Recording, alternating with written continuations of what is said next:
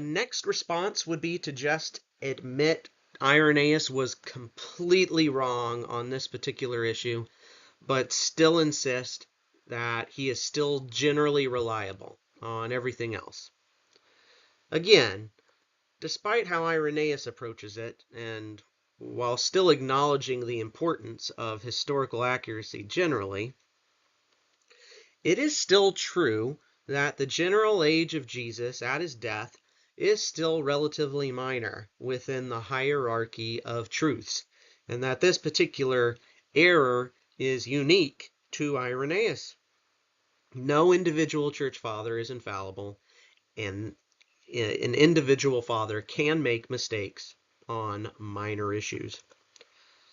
So Christians, including Catholics, need not idolize the unique opinion of one father, especially when all the other fathers contradict him on that opinion.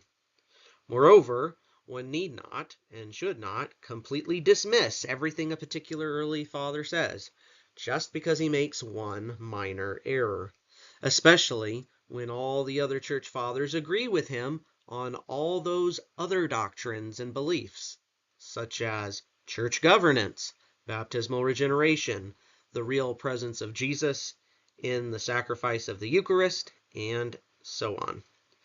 Additionally, there is good evidence that Irenaeus' opinion was driven by his historical mix-up of Tiberius and Claudius Caesar, since he apparently thinks Jesus was crucified under Claudius.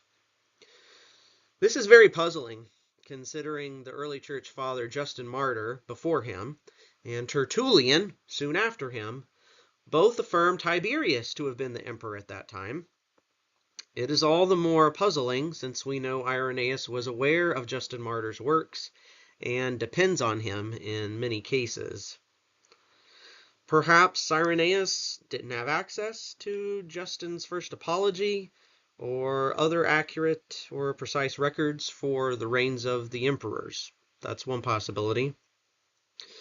While there is a lot of truth to all these points, I think conceding to a total error on Irenaeus' part with respect to his strong appeal to apostolic tradition would still cast significant doubt on his reliability and on the reliability of at least some apostolic tradition, even though he is not the only witness, to the concept itself. And so I do think we need to grapple at least a little more seriously with Irenaeus' appeal to apostolic tradition in paragraph 5, and at least explore the possibility that Irenaeus was not completely and totally wrong on this issue, but actually giving some voice to a legitimate apostolic tradition, even if it is not exactly how Irenaeus interprets it.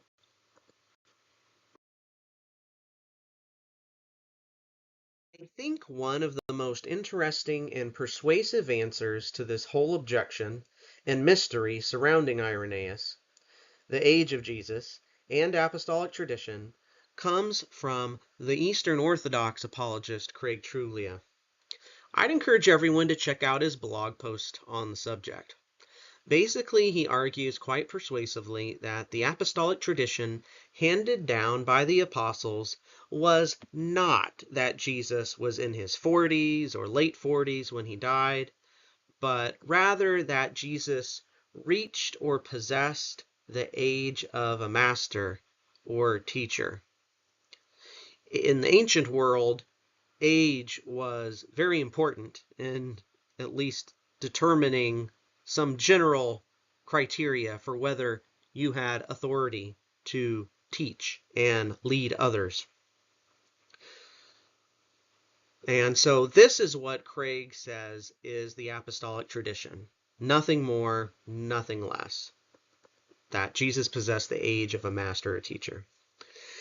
Irenaeus apparently builds upon and goes beyond this apostolic tradition of Jesus reaching the age of a master. And if we look back and examine those 3 paragraphs in question, this theory does seem to make a lot of sense. Irenaeus seems to say that Jesus possessed the full or perfect age of a master or teacher before beginning to teach at the age of 30 years old. And then Irenaeus says Jesus possessed, quote, old age, end quote, while teaching or while still fulfilling the office of a teacher, as one translation puts it.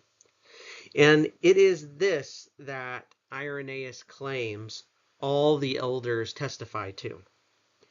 Not that Jesus reached a specific age or age range. On the contrary, rather than apostolic tradition, Irenaeus appeals to common knowledge about which age ranges constitute early life versus old age. And then Irenaeus later goes on to interpret John 8:57 without any appeal to apostolic tradition, but rather his own assumptions about common knowledge and of what the Jews were thinking and meaning in that dispute. As we've seen, the key statement we need to better understand is from paragraph 5, where Irenaeus says that Jesus possessed old age while he still fulfilled the office of a teacher, even as the gospel and all the elders testified. Now, Irenaeus almost certainly clearly believes that by old age, the apostles and elders meant that Jesus had literally reached the age of 40 or almost 50. But is that really what the apostles and elders specifically taught and meant? From the Greek fragment we have of the passage, it's clear that the word that underlies aetatem seniorum, or old age, is the Greek word presbyteros, from which we get the English words presbyter and priest. But were all presbyters or elders literally above the age of 40? Were all of them literally of old age? No, they weren't. We can see this ambiguity and the possibility of young presbyters in Scripture itself, with Timothy as a prime example. Timothy had the authority to command and teach at Ephesus, but was clearly still relatively young. While it is possible that there might be some meaning or clarification lost in translation from the Greek to the Latin, it's also possible that Irenaeus merely misinterpreted the meaning of the legitimate apostolic tradition, that Jesus possessed the full age of a master or teacher, or that he possessed seniority or old age in some way.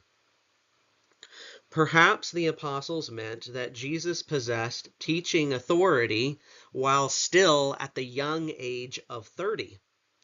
Even in Numbers 11, verse 16, we can see that the term elders did not merely refer to age, but authority and standing in the community. We'll also soon explore another theory, that Jesus may have looked older at the end of his life. I don't know how relevant it is, but someone did direct me to some Jewish tradition regarding different decades of life, similar to, though not exactly, like what Irenaeus says. Pause to read the whole thing for yourself, but we do find in one tractate of the Mishnah how the age of 30 was thought to be the peak of one's physical strength and the beginning of responsibilities toward the community, with gifts of wisdom, understanding, and counsel more closely associated with later ages of 40 and 50. As many have pointed out, even in the Old Testament, in Numbers 4, we see the age of 30 standing out for the beginning of religious service for the Levites. Lastly, I want us to consider two other points of interest for this question. It is commonly thought that Jesus began his ministry at the age of 30 and died at the age of 33 years old. having a ministry of 3 years. This traditional and patristic idea of a 3-year ministry is inferred from the number of Passovers found in John's Gospel. However, if we consider the most recent scholarship on dating various biblical events, it's quite possible Jesus was at least a little older than 33. The dating of the death of Herod the Great, and thus around the birth of Jesus, is debated and ranges from 7 BC to 1 BC. Now, Jimmy Akin persuasively argues for 3 or 2 BC for the birth of Jesus, and this is actually the consensus of the early church fathers, which would make Jesus as old as 35 years old if he died, most likely in 33 AD. And Jesus would have been the traditional 33 years old if we accept the December 25th birthday in the year 2 BC, the latest date. But again, Irenaeus didn't have access or easy access to the same information we have today. And even today, there is some wiggle room for error, perhaps. The last theory I want to throw out there comes from a note in the Ante-Nicene Fathers, which proposed that Jesus may have been or looked prematurely old by the time of his death, and that this might account for why the apostles taught he possessed old age, or the age of a teacher, that he possessed it in his body or his appearance, even though he was still in his 30s. And, this is a known medical condition that some speculate can be brought on by stress. I often joke about my own kids and the stress that comes with that, giving me gray hairs. Anyway, I find this proposal to be very intriguing, possibly helping explain what is going on with Irenaeus and his testimony about Jesus passing through every age, including old age, in order to sanctify every age, including old age.